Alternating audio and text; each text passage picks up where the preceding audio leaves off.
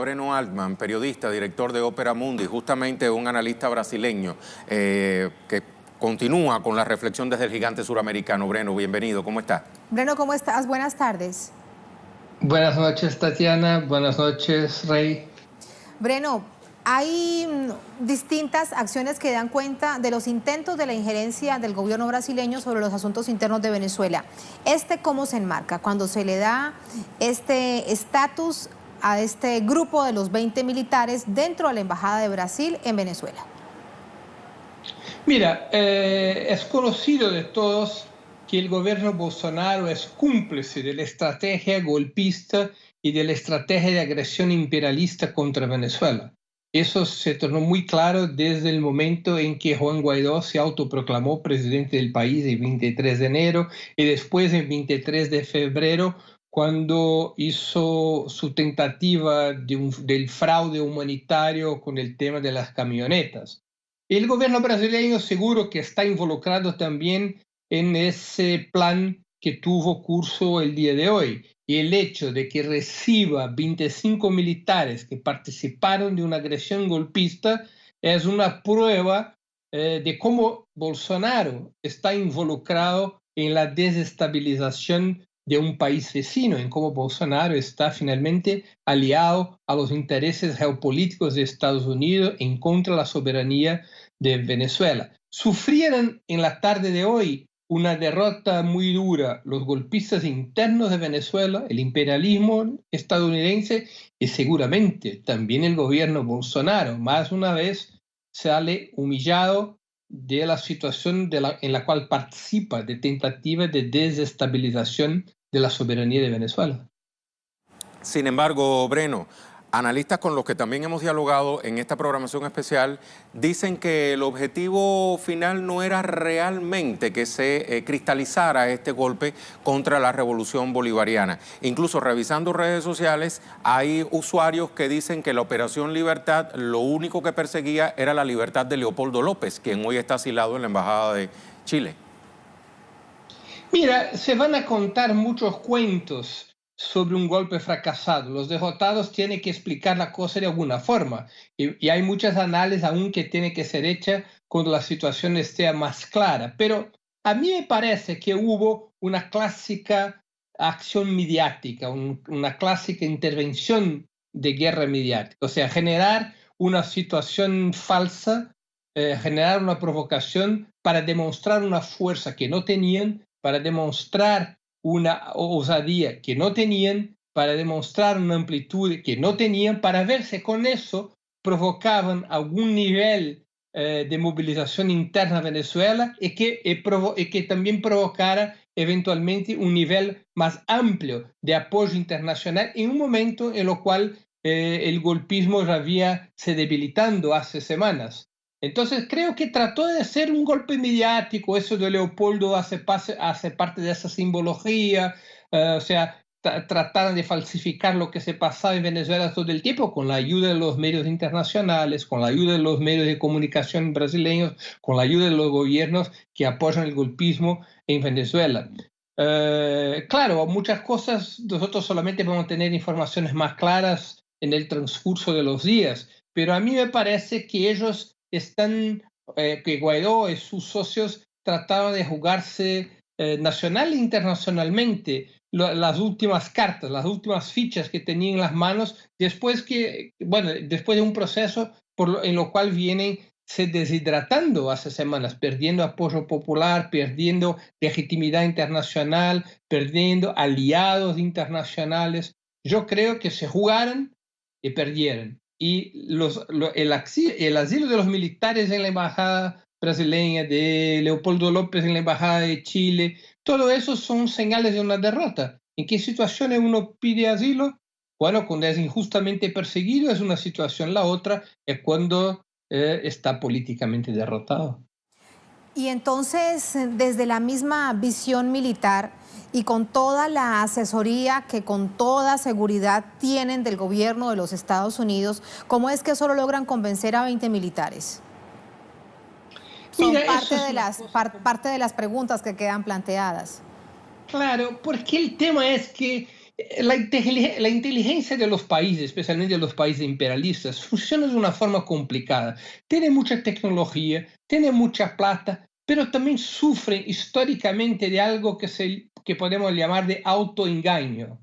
O sea, uno desea que algo se pase y ese deseo suplanta la información objetiva. Eso se pasó históricamente en muchas oportunidades con la Agencia Central de Información de Estados Unidos, la CIA, y eso también se pasa con la inteligencia militar en Brasil y de otros países que han apoyado el golpe de Estado de Guaidó desde enero, o sea, ese golpe continuado que tuvo hoy un capítulo, quizás el último capítulo, o sea, el último capítulo de esa temporada, Tatiana, que eso es una serie ininterrupta, más grande que esas de Netflix. Ese autoengaño lleva a apuestas en situaciones que no tienen la fuerza que ellos gustarían que tuviera y en situaciones que rápidamente demuestran su debilidad, su aislamiento, su fraude, su característica de falsa bandera, porque hay la posibilidad de que todo eso no pasara de una provocación. Hay que averiguar también eso, ¿no? ¿Qué tipo de provocación se genera un hecho de esa naturaleza, esperando que el gobierno de Nicolás Maduro se pase de las manos, que haya muertes, que haya mucha represión, y eso genera un pretexto eventual para una acción de agresión imperialista? Eso podría ser también una de las hipótesis. El tema es que el gobierno de Nicolás Maduro, con mucha tranquilidad, con muy baja tasa de represión, fue desmontando, aislando a los militares, y también esa provocación, si hacía parte del plan, se fue por las manos. Usted hablaba del golpe continuado y esto prácticamente viene a calzar la idea de una especialista que tuvimos anteriormente que decía que una de las hipótesis sobre lo ocurrido hoy en Venezuela pudiera basarse en que, como le decía yo anteriormente, no era el objetivo de que hoy se concretara realmente el derrocamiento del presidente Nicolás Maduro, sino que fuesen varios golpes, o sea, que de aquí en adelante pudieran sucederse acciones similares. ¿Cuál es su lectura sobre este particular? Mira, yo creo que Guaidó se preparaba, creía que tenía las condiciones de una grande ola de movilización mañana, en el 1 de mayo. Trabajó para eso, se organizó para eso, trató de caminar por Venezuela para organizar eso que él llamó de Operación Libertad.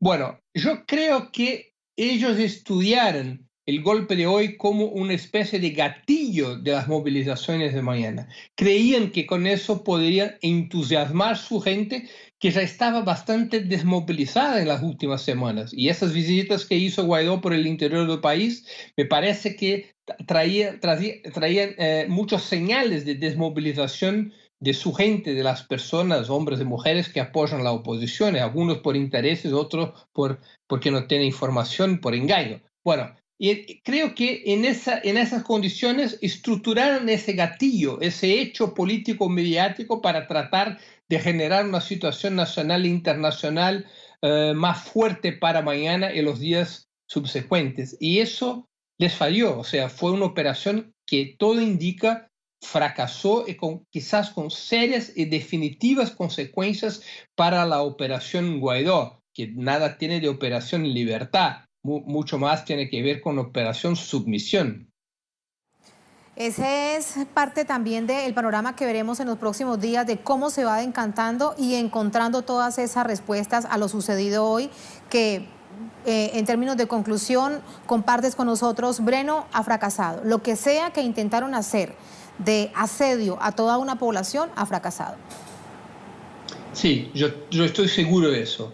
Todas las informaciones adentro y afuera de Venezuela son de un retumbante y humillante fracaso de los golpistas, porque no demostraron fuerza ni capacidad de movilización, ni capacidad de dividir las Fuerzas Armadas de Venezuela. Al revés, muchos de los militares que participaron de esa aventura ya declararon que fueron engañados por sus superiores, especialmente los soldados que estaban vinculados a la Guardia de la Asamblea Nacional, que fueron engañados por sus superiores. Eso es una vergüenza, es un plan que se derrota de forma humillante y quizás eso abra camino para que el país pueda salir de esa crisis política generada por la oposición de derecha desde el 23 de enero, porque Venezuela necesita de paz para reorganizarse económicamente. Quizás esa tentativa desesperada de los golpistas de su derrota permite que Venezuela logre caminar por el camino de la paz con los golpistas derrotados y con Estados Unidos